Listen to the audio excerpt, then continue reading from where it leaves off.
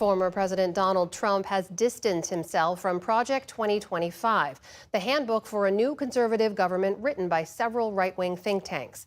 The presumptive Republican nominee said on Truth Social that he knows, quote, nothing about Project 2025 and has no idea who's behind it. That comes as Democrats double down on their messaging, tying Trump directly to the playbook ahead of the November election.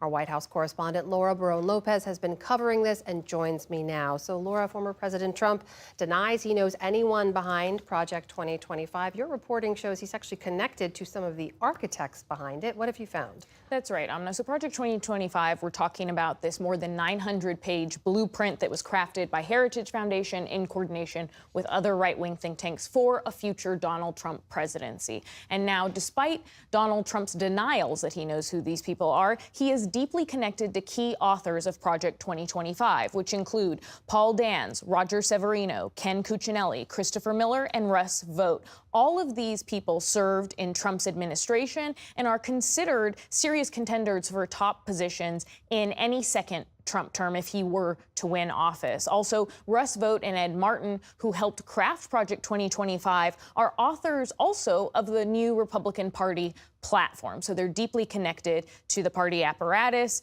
and as well as Stephen Miller. He is someone who was a top advisor to President Trump when he was in the White House and still remains a top advisor to Trump. And he's tried to distance himself as well from Project 2025. But the facts are, Amna, that his group, America First Legal, is a part of Project 2025's advisory board. And you've been reporting one of their biggest goals, this group's biggest goals, is to reshape the Justice Department. Tell us about that. That's right. Project 2025 proposes placing the Justice Department squarely under Donald Trump's authority, doing away with any traditional independence that we usually see for the Justice Department and the Attorney General. They want Donald Trump to install a loyal Attorney General, install loyal lawyers across the board, and Trump himself has repeatedly said that he wants to do this.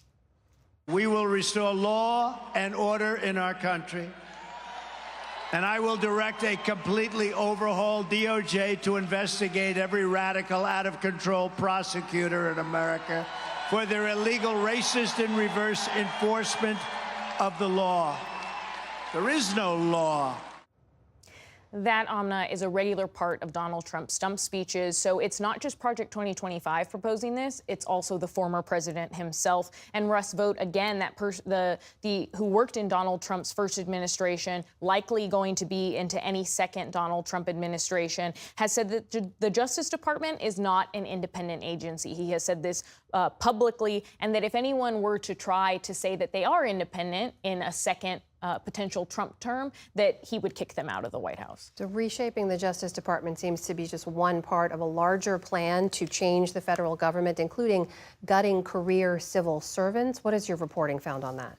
The Project 2025 blueprint proposes abolishing the Department of Education, transforming the FBI into a political task force, reinstituting what's known as Schedule F, that's an executive authority that would be instituted by Trump to grow the number of political appointees across the civil service. And they also want to install roughly 20,000 loyal civil servants across agencies, and they've been preparing for this. Project 2025 leaders have called those loyalists, quote, conservative warriors. They've called them an army. They've called of weaponized conservatives, and they want to essentially make lawyers across all federal agencies, not just the Justice Department, any legal counsel, they want to make them loyalists to Trump. And I spoke to Don Moynihan. He's a professor of public policy at Georgetown University, who said that changes like this would be radical to American government. The biggest changes that we've seen to the American bureaucracy since the civil service was created in the 1880s. I do think this would add immeasurably to the risks of corruption in American government. President Trump talks a lot about the deep state. Again, that is very similar to what authoritarians in other countries have tended to do to justify taking more direct control over civil service systems. So I think there is a dangerous pattern here where it would not just reduce the quality of government, it would also open the door for abuses of political power. to guard against this, Amna, we should note that President Joe Biden tried to institute protections for civil servants, protecting them from firing if Donald Trump were to win in November. But ultimately, a regulation like that could be undone by a Donald Trump presidency within the first year he takes office. Laura, what about the necessary context here? That is the recent Supreme Court decision deciding that President Trump, any president, has some immunity from criminal prosecution for official acts. What does all that mean for how easy the policy plans and Project 2025 would be to implement? It could potentially make it easier, Amna. And constitutional scholars that I've spoken to have said that the decision, that Supreme Court decision, could strengthen the basis of Project 2025, which is known as the unitary executive theory, which essentially says that the president has total control over the executive branch, over all the federal agencies. And the president of the Heritage Foundation, Kevin Roberts, praised that Supreme Court ruling, calling it vital, and said that it was part of a wider conservative reawakening. We are in the process of the Second American Revolution, which will remain bloodless if the left allows it to be.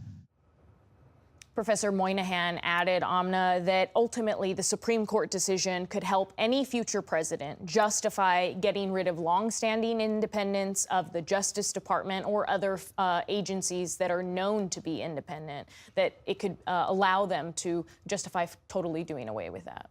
This is our White House correspondent, Laura Barone Lopez, with a look at what a second Trump administration could bring. Laura, thank you. Thank you.